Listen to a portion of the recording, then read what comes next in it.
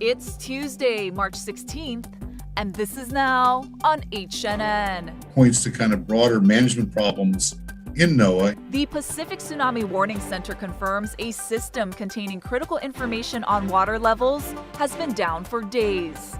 A way to travel safely. Some people use the word vaccine passport. Hawaii's beaches continue to be inundated with visitors as spring break ramps up travel. They tried to call the bill a couple of weeks ago a COVID bill. Republicans are launching a counter campaign to poke holes in President Biden's American Rescue Plan. I'm Skyler Henry at the White House with the details as officials hit states across the country to sell the massive COVID bill. Plus, royal family tensions remain high as Prince Philip is released from the hospital. These stories and more coming up on This Is Now.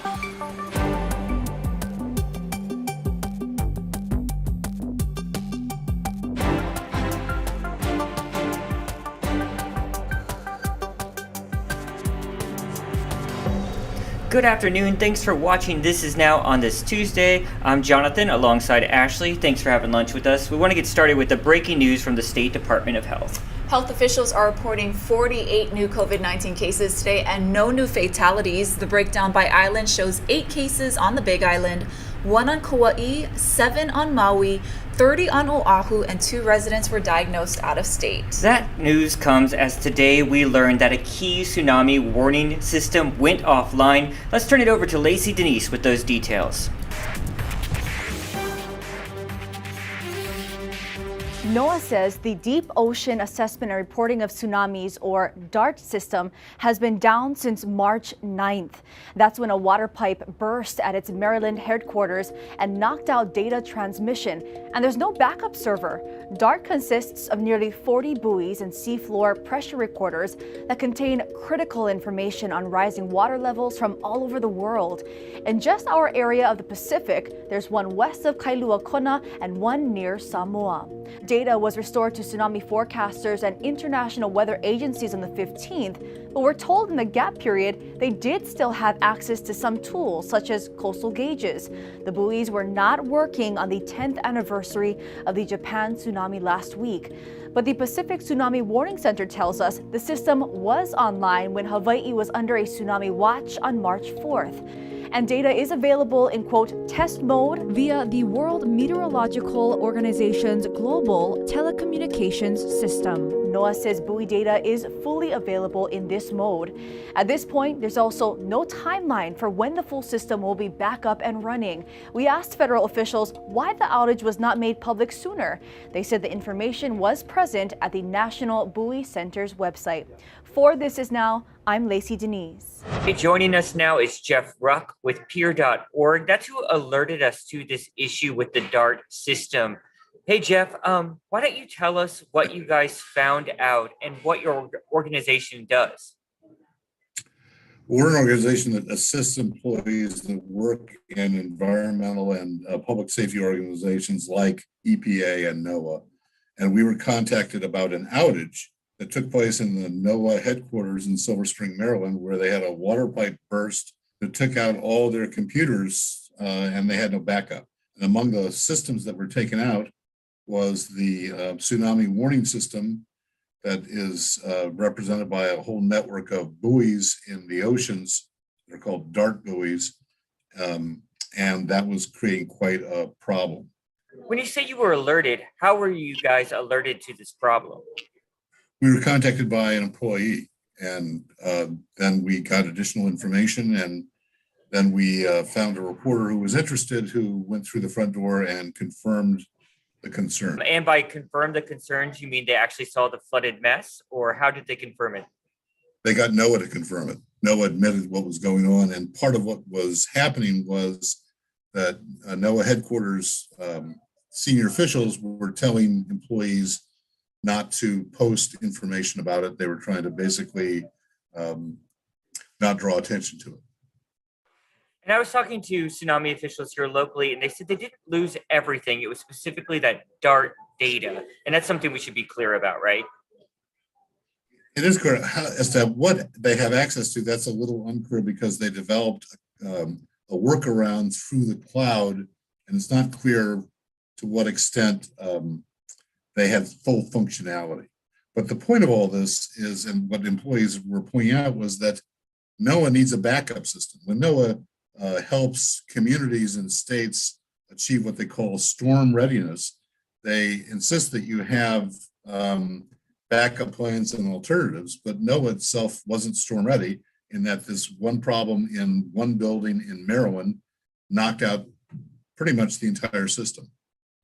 Let's talk more about that social media blackout. What was happening there, and what were people posting and being told not to?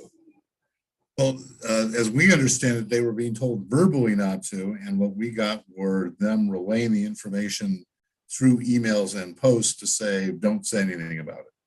And in the new Biden administration, which promises transparency, this seemed to be anomalous, but also it points to kind of broader management problems in NOAA, in that employees have been complaining about infrastructure breakdowns within the agency and failure to get any kind of resolution with management. So this is the kind of problem that NOAA needs to come clean about and share with, among other people, the United States Congress, to make sure that the tools are available so that these kind of fiascos don't recur.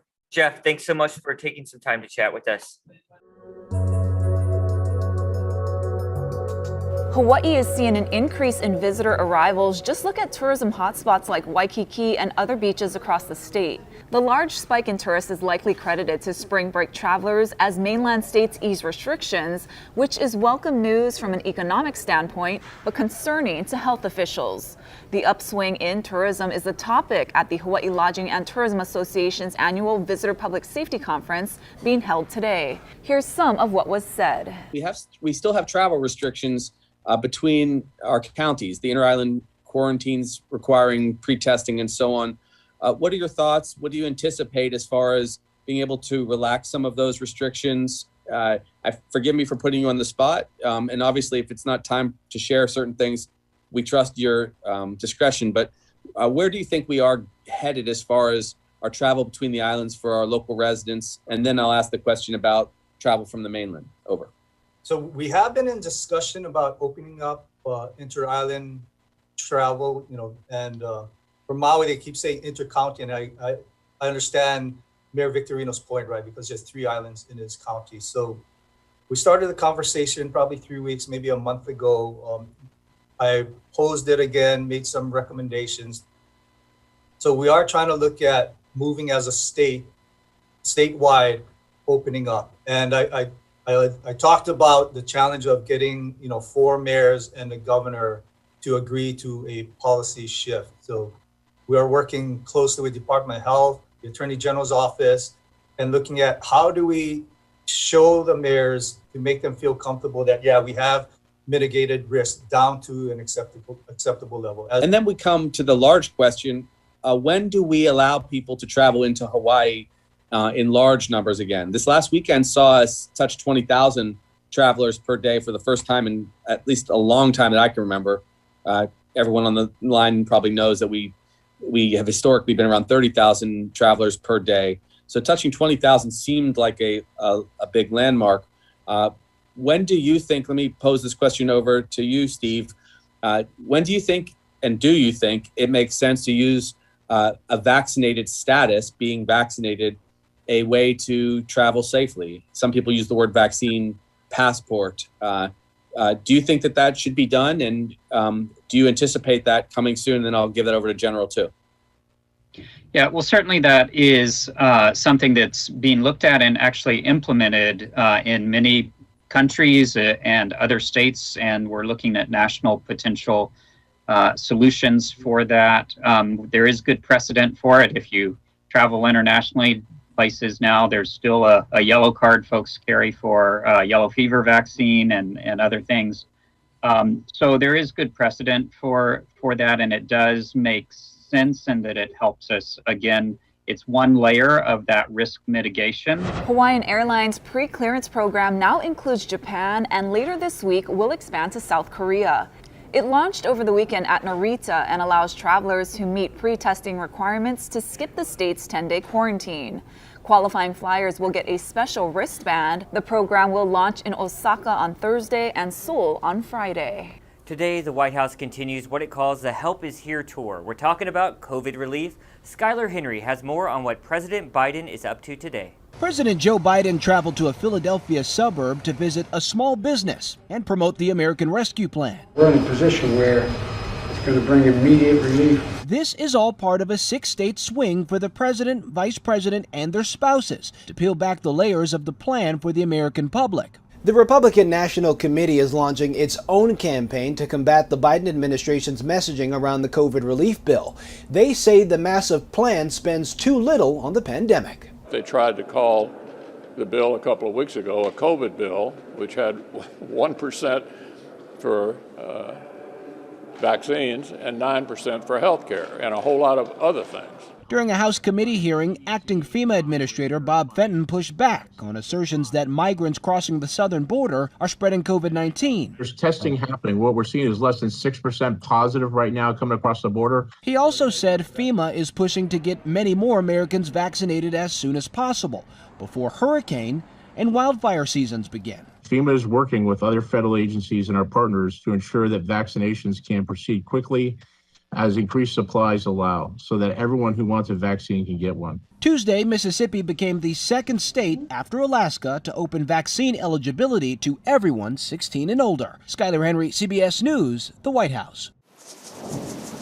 Valley Isle residents are trying to clean up and rebuild after major flooding damaged homes last week. Today, one woman impacted by the flood shared her story with us. We know there were at least 17 homes that were damaged or destroyed there, including Rachel Dennison's house in Haiku.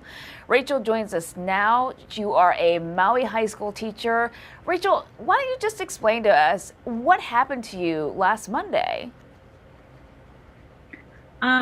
Well, I had just gotten home from work actually, and I was trying to make a late lunch. So I came home and I noticed that my driveway was already flooded, or not my driveway, my bridge, as you can kind of see there, it was already overflowing. But that happens every now and then with heavy storms, so I didn't really think too much of it.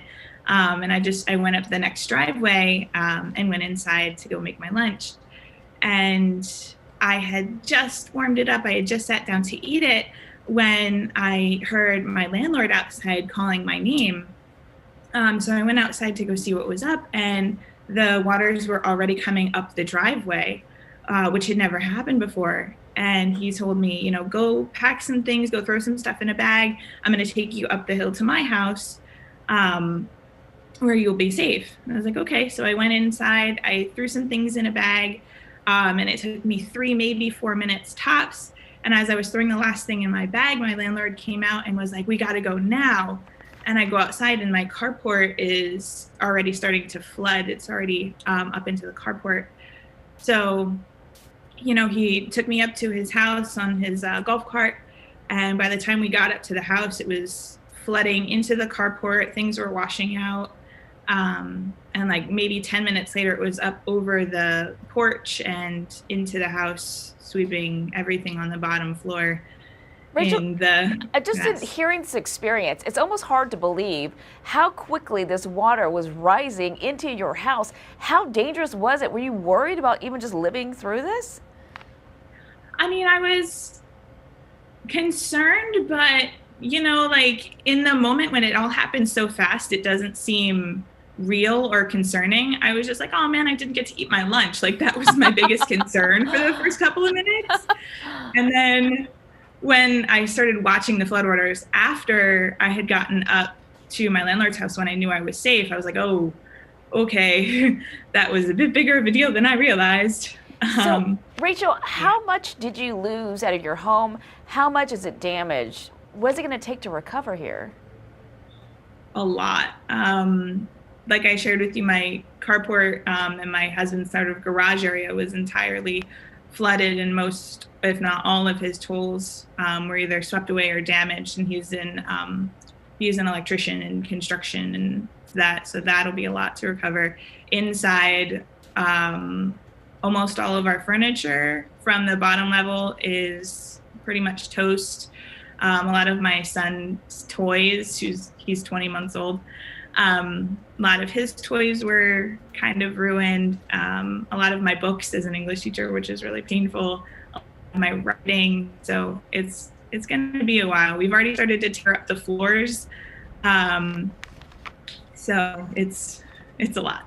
I know that you are staying elsewhere. Where are you staying, and how much longer do you think it's going to be before you can get back into your home? Oh, I don't know. Well, we're staying in a place that was really graciously gifted to us by my husband's work friends, and we're here for the next couple of days till Friday or so. We're hoping to be able to get back into the house by then. The house isn't going to be finished by any means, but we at least have like a loft bedroom that is above where the floodwaters hit. So we at least have our bedroom to stay in once we get back in. Rachel, I know you're not the only one who's dealing with this type of damage. How has it been in your community? Have you felt like they've been supporting you? Oh man, my community support has been the only thing that's been able to keep us as happy and cheerful as we've been in this rough situation. Like before I even knew what was really happening, I had people calling me and texting me and asking if I was okay and what I needed and what my son needed and how they could help. And so many people have asked me, do you have a GoFundMe, which I set up at their request. And so many people from like not only our community, like my students and my teachers have helped us, but also, people from across the mainland and across the world have really helped us. So it's been really, really moving. And some other neighbor islands dealing with a big cleanup as well, right? That's right. So the State Transportation Department just reopened one lane of Kuhio Highway at Hanalei Hill. This is where last week's landslide took place, but you can see from these photos from DOT that all that mud and debris have been cleared and barriers have been put up. Now, access right now is only for critical services, which include first responders, sanitation, postal services, and utility work. DOT says it will release a plan for public access soon. Crews are also installing a rock wall and a GPS monitoring system to ensure the slope is not moving. But I mean, this is just a couple of days since that landslide, so major props to DOT and all those crews for clearing out all that debris so quickly. And and in the bad weather. That's all I'm going to say. It was terrible weather over much of the weekend as well. And meanwhile, here on Oahu, a portion of Kamehameha Highway in Pearl City is shut down as crews clear debris from a small landslide. Now, DOT says it happened around 8 a.m. today near Waihona Street. No word on when they expect to clear the roadway, but we will keep you posted. And I can't believe I'm saying this. It's still not drying out there. Look at that. That's looking downtown over the Capitol. Our camera is still getting wet. Let's turn it over to Guy Hockey to get an update on our forecast. How's it on this Tuesday? It's turned out to be a little soggy this morning. There's a disturbance that's enhancing the trade showers coming in with the trade wind flow. So it's especially wet here on Oahu, and a flood advisory is on this morning. Likely to be dropped by the middle of the day, if not sooner, because those showers will start to level off. Now the trade winds will start to pick up. They're already breezy on Kauai. They will be breezy on Kauai today, while the rest of the state get those winds at moderate speeds, increasing in speed by tomorrow. So we've taken a turn to drier weather. Granted, it's a little wet this morning, but we are expecting fewer, lighter showers by this afternoon, if not a little bit sooner. High temperatures running into the low 80s, and these nice conditions will continue for the next several days. Now, the surface still not all that good. North Shore is looking at that north swell on the decline. There's still some brown water out there. It's a little choppy on the North Shore, not all that good. It's just as big, but choppier still over in the East Shore. The next significant swell for the country sometime by Wednesday of next week. So again, look for increasing sunshine, fewer showers by this afternoon, and stronger trade winds getting even stronger as we head into the weekend. In fact, wind advisories could be posted starting on Friday. Britain's Prince Philip is back home after a month-long stay in the hospital. His release comes as we're learning new developments about the royal family's reaction to Prince Harry and Meghan's interview with Oprah. Tina Kraus reports. British police escorted the Queen's husband, Prince Philip, as he left a London hospital after 4 weeks. The 99-year-old headed home to Windsor Castle after fighting an infection and undergoing a heart procedure. Palace officials say he's in good spirits. Huge relief, that, especially for the Queen, a bit of good news for her in what's been a very rough few weeks. Prince Philip returns to a royal family in turmoil. Look, it's been really hard. After Oprah's explosive interview on CBS with Prince Harry and Meghan exposing claims of racism. There's a long way to go in terms of healing relationships in the family after that bombshell interview. Sunday Times royal correspondent Roya Nika revealed Harry and his brother Prince William have been in contact for the first time since the interview aired. Harry reportedly hopes to reconcile ahead of the unveiling of a memorial to their mother later this summer. Harry has talked to his brother, and he has talked to his father, too. CBS This Morning's Gayle King says she talked to Harry and Meghan over the weekend. The word I was given was that those conversations were not productive, but they are glad that they have at least started a conversation. The insights come as Buckingham Palace has hired an external law firm to investigate claims Meghan bullied royal staff while she was a senior royal, charges the Duchess denies. Tina Kraus, CBS News, London. Time we get to some good news, please. All right, did you know it's National Panda Day? I did not. Oh yeah, it is. So I got some panda facts for you. It's actually, this isn't so good, but it's one of the world's most endangered species, and there are less than 2,000 of them in the world, partially because, their habitats are under constant threat, and there's not too many breeding programs out there for them. They usually isolate themselves in the world, and their diet consists mostly of plants, unlike many other types of bears. And they also, did you know this? They do not hibernate. I did not know that. No, I didn't either. I didn't know they were loners either. Yeah. But I know one thing for sure.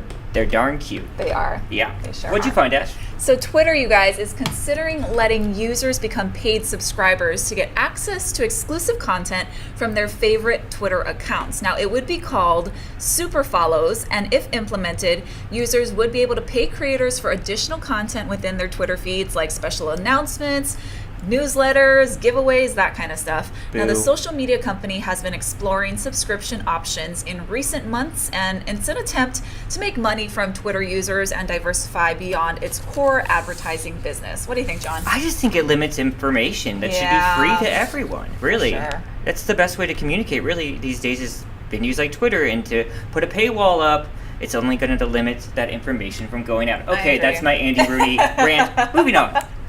Demi Lovato is getting ready to release her first album in, it's been like 4 years. Wow. So the singer shared on Instagram that her new album, Dancing with the Devil, The Art of Starting Over, will be released in a few weeks. Now, it will be released April 2nd, and it's a companion piece to her 4-part YouTube documentary series that will air later this month. And I've got something to say about... No, I don't. I really don't.